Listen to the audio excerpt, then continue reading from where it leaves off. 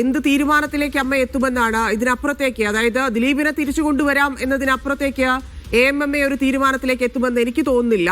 എന്തൊക്കെ ചർച്ചകളായിരിക്കും നടക്കുക?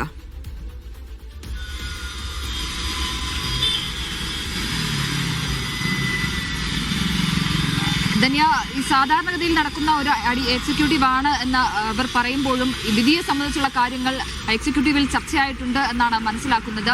വിധിയുമായി ബന്ധപ്പെട്ട കാര്യങ്ങൾ, മറ്റ് പ്രതികരണങ്ങൾ എന്നിവയെക്കുറിച്ചൊക്കെ ചർച്ച ചെയ്തിട്ടുണ്ട് എന്നുള്ളതാണ് അല്പം മുമ്പ് പ്രതികരിച്ച ലക്ഷ്മിപ്രിയ, അമ്മയുടെ വൈസ് പ്രസിഡന്റായിട്ടുള്ള ലക്ഷ്മിപ്രിയ പറഞ്ഞത്.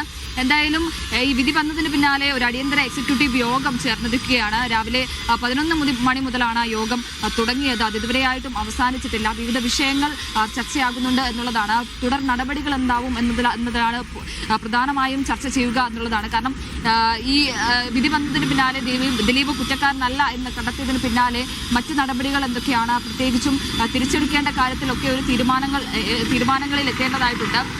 പരസ്യമായി അവർ പ്രതികരിക്കുന്നില്ലെങ്കിൽ പോലും അത്തരത്തിലുള്ള ചർച്ചകൾ നടക്കുന്നുണ്ട് എന്നാണ് അറിയാൻ സാധിക്കുന്നത്.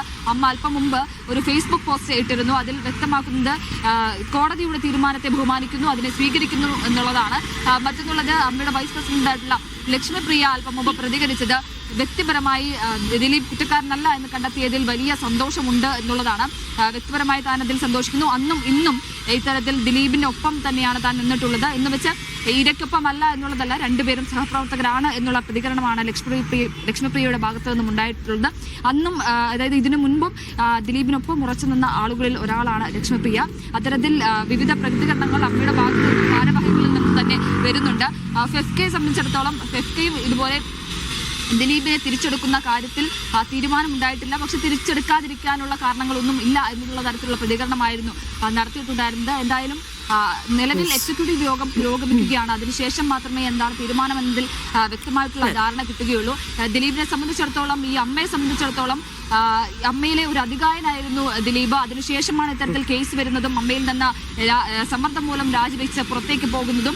അമ്മയുടെ ഒരു നിലനിൽപ്പിനും വളർച്ചയ്ക്കും സാമ്പത്തിക ഭദ്രതയ്ക്കുമൊക്കെ ഏറെ പങ്കുവഹിച്ച ഒരാൾ കൂടിയാണ് ദിലീപ് എന്ന് പറയുന്നത്.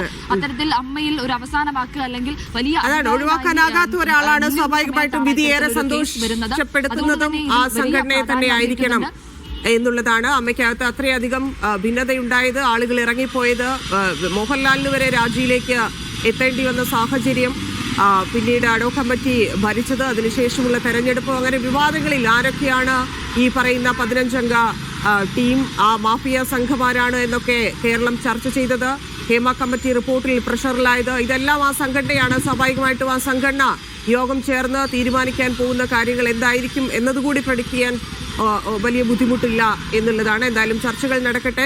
ഗൂഢാലോചന കുറ്റം തെളിയിക്കാത്ത സാഹചര്യത്തിൽ അമ്മയ്ക്ക് ആ വാദം പറഞ്ഞുകൊണ്ട് നിൽക്കാവുന്നതാണ്. AMMA എന്ന സംഘടനയ്ക്ക് മാത്രമല്ല, മറ്റ് സംഘടനകൾക്കും സിനിമയിൽ ദിലീപ് അനുകൂലികളായിട്ടുള്ള ആളുകളെ സംബന്ധിച്ചും വലിയ ആശ്വാസമാണ് കോടതിയുടെ ഭാഗത്തു നിന്നുണ്ടായത്.